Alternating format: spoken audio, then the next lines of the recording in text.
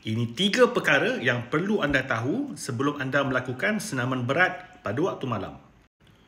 Baru-baru ni kita terdengar satu berita yang mana seorang lelaki berusia 30-an yang rebah ketika bermain badminton dan meninggal dunia. Dan kejadian seperti ini bukan baru, pernah juga berlaku kejadian seperti ini pada masa yang lalu. So soalnya, adakah senaman berat pada waktu malam itu selamat untuk anda?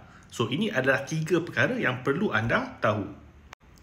Pertama, jika anda dah lama tidak melakukan pemeriksaan kesihatan, ini adalah masa yang terbaik untuk anda melakukannya. Banyak orang pergi ke klinik hanya apabila sakit. Anda perlu jadikan satu tabiat yang mana setiap tahun at least annual check-up perlu dibuat untuk cek tahap kesihatan semasa anda. Sebab di Malaysia ini terlalu ramai orang yang mempunyai untreated hypertension. Mereka ada penyakit, mereka ada hypertension dan sebagainya, tetapi mereka tidak sedar mereka ada simptom-simptom itu.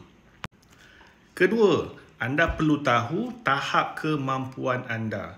Jika anda berusia 40 tahun, anda tidaklah boleh melakukan perkara yang pernah anda lakukan semasa usia 20 tahun.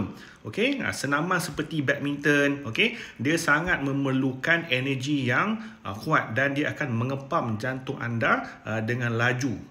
Jadi anda perlu tahu tahap kemampuan anda. Ketiga, anda perlu perbaiki gaya hidup anda. Mula makan makanan yang sihat seimbang dan kurangkan makanan yang tidak sihat. Jika anda merokok ataupun melakukan vaping, inilah sampai masanya untuk anda cuba kurangkan atau buang tabiat itu. Share video ini dengan rakan-rakan dan family anda.